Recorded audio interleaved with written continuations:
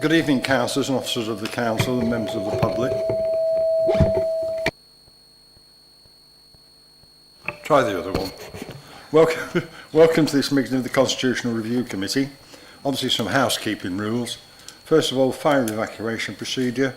If the fire alarm is activated, please vacate the offices via the stairs and do not use the lifts.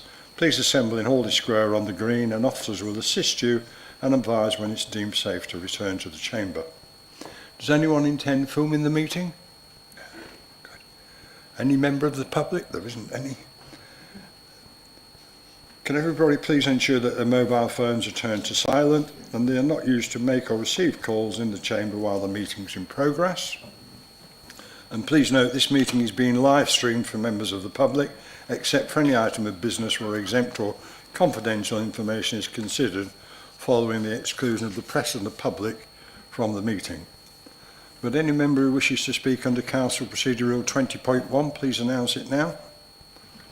No apologies for absence? Are there any declarations of interest? No. Good.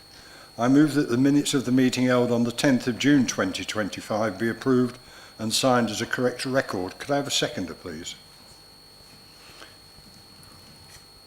Unless anyone objects to the minutes, I'll take them as agreed. Just a second. Thank you. Apart from I'm down as a councillor, I'm not. Oh, yeah. Did you get that, Gabriella? Motions on notice. Can I ask Nick Hughes, please, to present the report? Oh, have we got an apology from Ingrid? Does that need to be minuted? No. Thanks. Thank you, Chair. So, Annex 1 of the report before members, or councillors, sorry, from Dem Services includes an amended version of the current council procedure rules, and this is a further amended copy from the previous version that was presented to the committee last year when we previously discussed this item. We've subsequently had an informal meeting with group leaders to discuss the motions scheme, and we've made further changes to the scheme as a result of that meeting. So the key amendments that we've included are, so paragraph 3.6i we've introduced. This grants the monitoring officer the discretion to allow a motion to be reconsidered within 6 months if there's been a material change of circumstance or if legal compliance necessitates it. We've changed been some more redrafting in paragraphs 3.9a through to 3.9d. These changes don't alter the substance of the provisions, but instead amend and tidy up their order within the rules. These paragraphs explain the various approaches the council will take, and they are based upon the subject matter of the motion and whether that subject matter is either a cabinet or a council function, or indeed a policy framework item. The rules concerning amendments have been updated. It's one of the main things that is different from this version to the previous version. That's detailed in paragraph 3.13, and that states that amendments to notices of motion will be able to be made at the meeting where the motion is considered, in accordance with the amendment rules set out later in the Constitution at 16.7. Councillors intending to make an amendment should consult with the monitoring officer and or the section 151 officer prior to the meeting to make sure that their amendment is valid, but they're not required to do so in the way that they are at the moment, and there won't be any necessity to submit amendments in advance as there currently is. Finally, some more minor drafting or redrafting, points at paragraph 16.7 and 16.9. Particularly worth highlighting is 16.7e.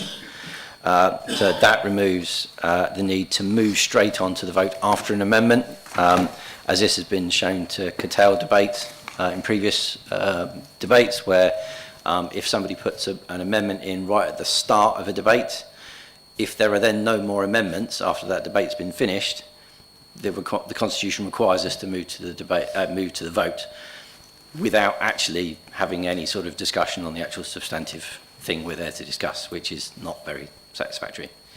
So those are the main changes. Happy to take any questions or suggestions. Yeah.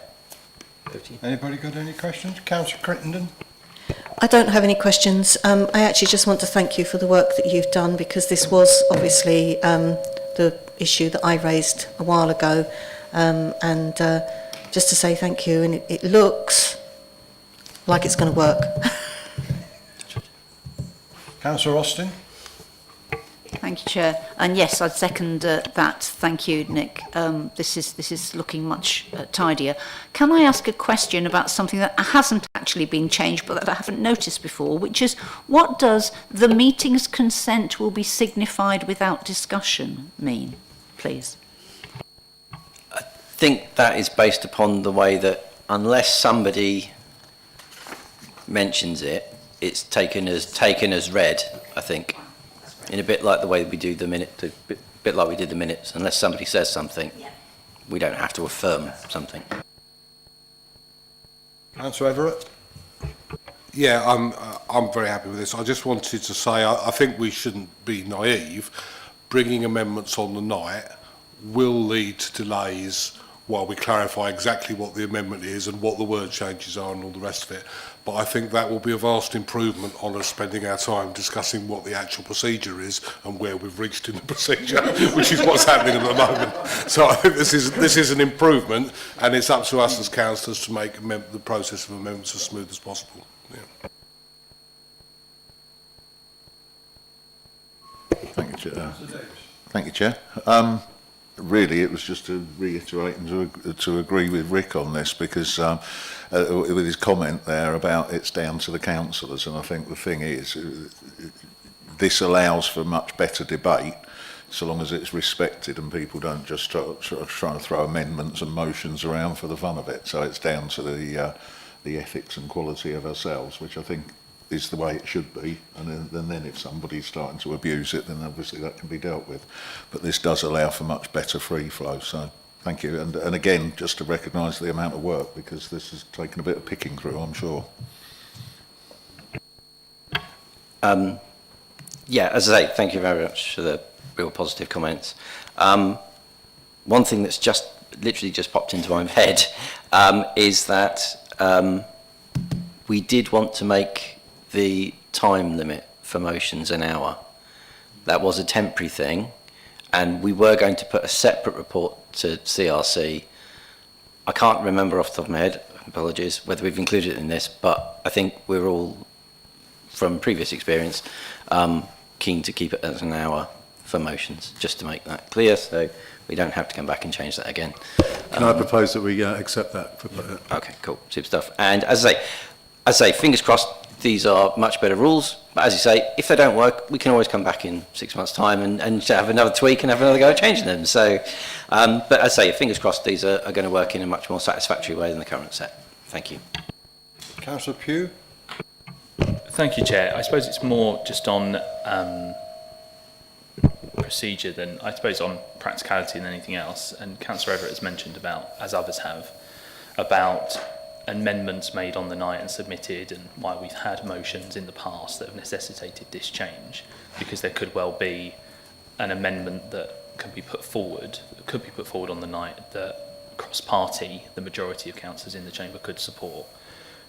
Is it not, and this is just, maybe this doesn't necessarily need to be in there, but more of an operational perspective, but we have that huge screen up there with that projector, and rather than when we have motions beforehand where sheets of paper keep getting handed around to all of our councillors, which is a bugbear of mine of these amendments, because we keep declaring a climate emergency and saying that we're going to reduce paper, and then a single sheet of paper goes around with a few lines on the top for every single 56 councillors, which I just think is a bit pointless. If there are amendments like that, or they're being made on the night, on the spot, so that it's not so completely confusing and there's red pen kind of being cut across, could it not be put up on that screen for everyone to see with suggested changes or whatever? I know it means that potentially there could be an adjournment and said councillor has to then come up to the front to the chair to kind of put it forward. But I just think like something like that might help alleviate issues with that and speed it up. So I just wanted to suggest that. Without wishing to give too much away, on our exciting new microphones and cameras and other exciting kit replacement project, we will be able to do something akin to that. So yes, yeah, wait and see. It's coming. But yes, we will be able to do something similar to that, definitely. And we won't just have a single screen up there either. We'll have more screens, so it'll be easier for everybody to. It'll be easier for everybody to see what's going on, definitely. Yeah, no more neck ache, hopefully.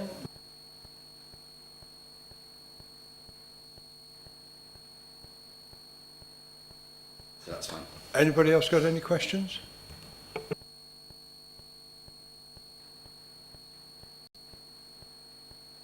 I'll make sure that it's in there. I'm sure it is, but I just wanted to, for the purposes of the minutes, clarify that we want an hour long thing. That's fine.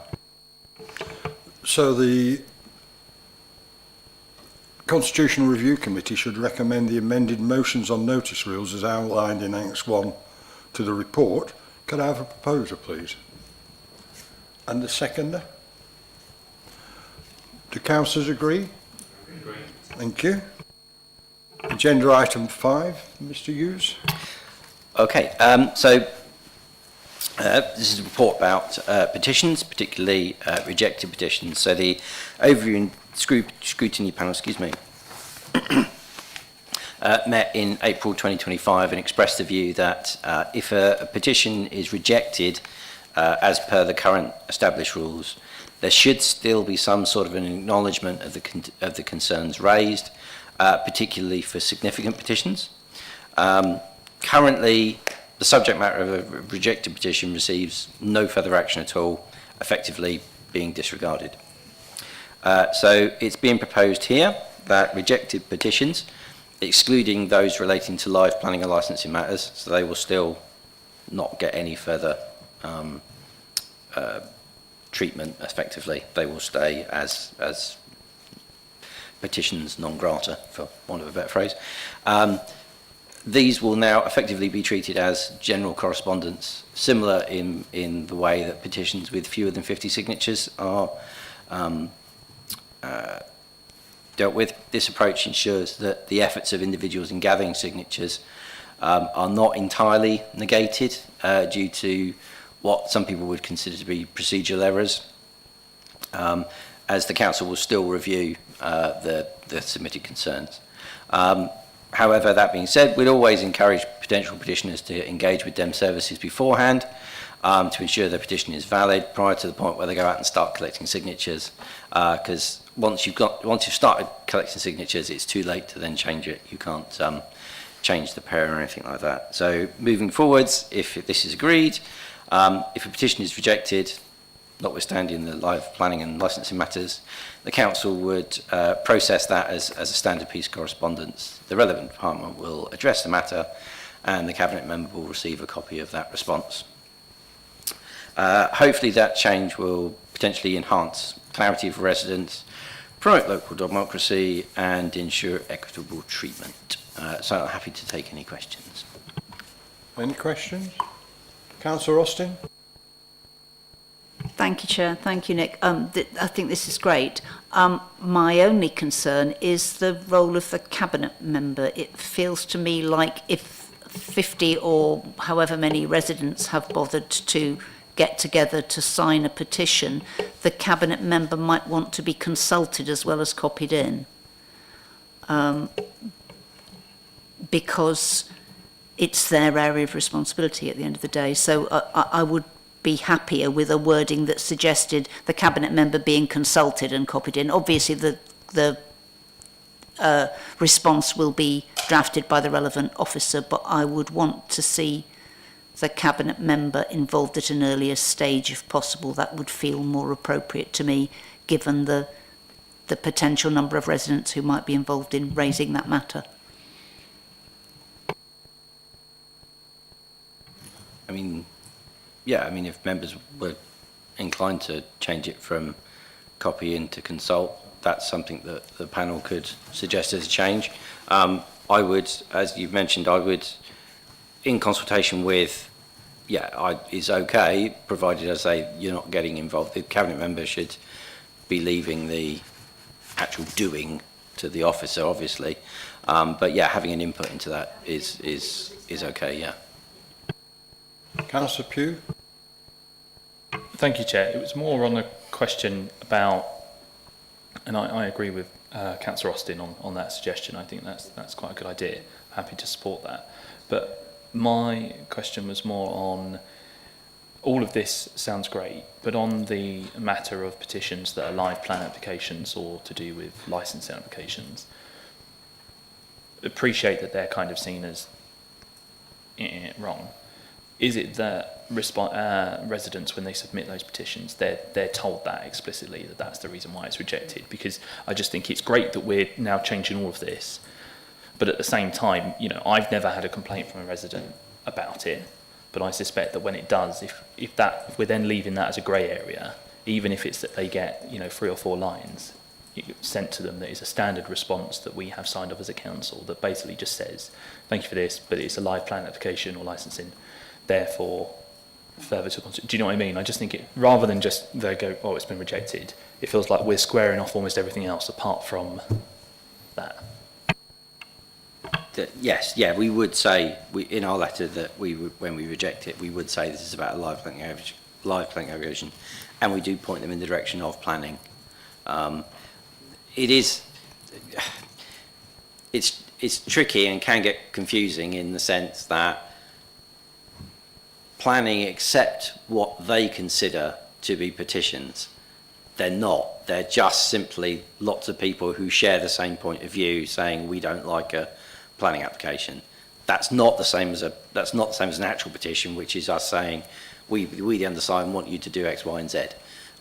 So they are similar, but absolutely we will always push people in the direction of either planning or licensing if it's rejected for that means. Councillor Davis? Thanks, Chair. Yeah, just on that, Nick, it was interesting because obviously if a petition, whether it's petition or whether it's because I understand the difference comes when you've got, for instance, a residents group that have written collectively, and I'm thinking of a particular case that's going on at the moment.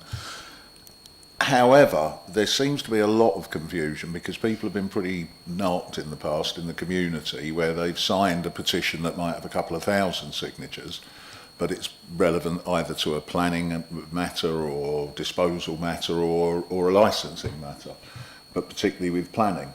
And they've then got very vexed on the basis that they felt that their word had been undermined because it would count as one objection.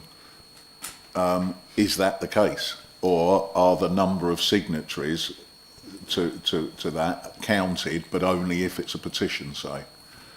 I can't speak for planning, I'm afraid. I'm not sure how the planners deal with that. No, this is why I say that I think this, and whether it's planning, whether it's licensing, or in fact, there's I think it's something that we perhaps need to look at and to have clarity on, because I remember signing one that was 2,500 signatures over the Pleasure Armour site in Ramsgate, and when it was delivered, they said, well, that's one objection, and that doesn't foster good relations with the community when they feel that. So that's the point. Yeah, I can certainly have a chat with the planning application. I mean, my advice to people is sign the thing, but also write in yourself, and that way. But on the other hand, that in itself has implications because you might have 1,000 people writing that didn't need to swamp in officer time. You with me? So there might be a way, but if we just brush that off as one objection, I think we're being a bit disingenuous with the public. So.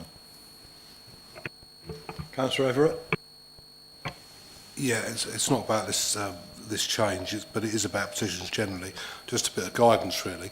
I mean, is a petition in order if it relates to the business of the council, but it asks the council to do something which the monitoring officer regards as unlawful? Would it just proceed as a normal petition on that basis, or would it be thrown out by the monitoring officer? That's an excellent question. That's why I asked it. I think,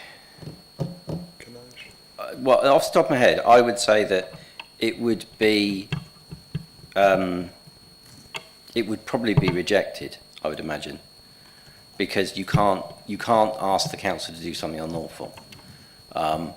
It would be very strange for us to put a report to council with a petition in it that said you can either do this, or you could either do this and you'd be acting unlawfully, or you could not do it. That is just a perverse. Well, it's just a perverse choice. It would be a very strange set of options to give members. It's not a motion, is it? It's a petition. So it comes. We very rarely would have a petition where somebody would come up with their, and they'd speak to their petition, and then the council would say, as in its response, right, we'll do that. That's not what happens, is it? The cabinet member would respond and say, we'll go away and look at that. We're not going to do that. This is the reason why we can't do it. So that's why I'm not sure that the Constitution actually clarifies that point, because it's a bit dangerous either way. Because on the one hand, people draw up a petition with the best of intentions, but actually it's because they don't understand the law, and therefore they're asking the council to do something it can't do. But the council says, well, we're not going to consider your petition. Or on the other hand, they're allowed to ask the council to do something that it can't do, and someone gets up and explains to them why it can't do it, and that means that it's tested out in public. Sounds better. Sounds better. I think, as I say, it's something that we can.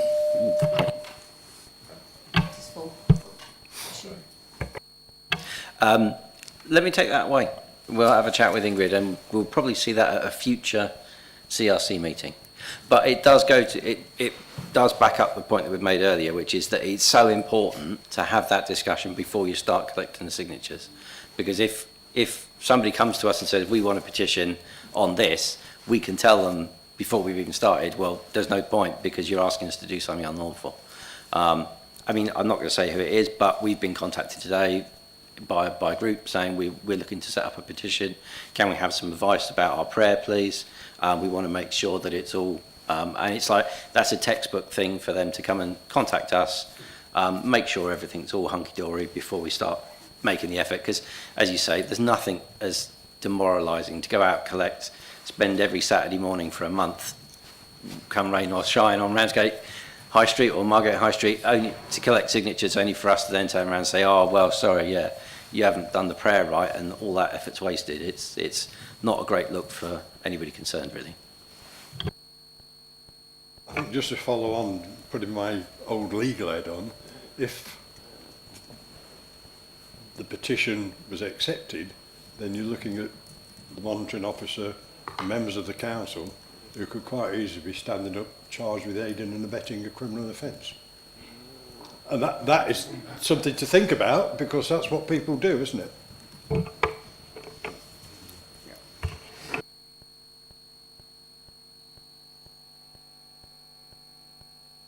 Any other questions? Wow. Does somebody want to make that suggested change? The change that Councillor Austin... Councillor Austin, do you wish to make an amendment? Yes, I do, please, Chair, having, of course, scrolled on in the document, so now I can't see what it is that I was trying to say. 3.4, yes, the relevant cabinet member being consulted with on any reply. Yeah? Is that okay? Does that make sense?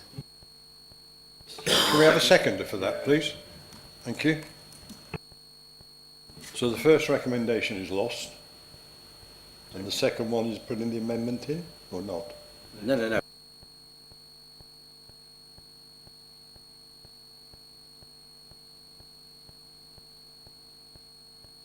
Petition is rejected for any reason other than being related. No. We're going to take a vote first. Ignore this. You want to Ignore go, this. that's what I said, you wanted to do... We're going to do... All right. We'll do the amendment first. Can we have a vote then, please, on Councillor Austin's amendment? All in favour? Good. Anybody against? Any abstentions? No, all agreed. Thank you.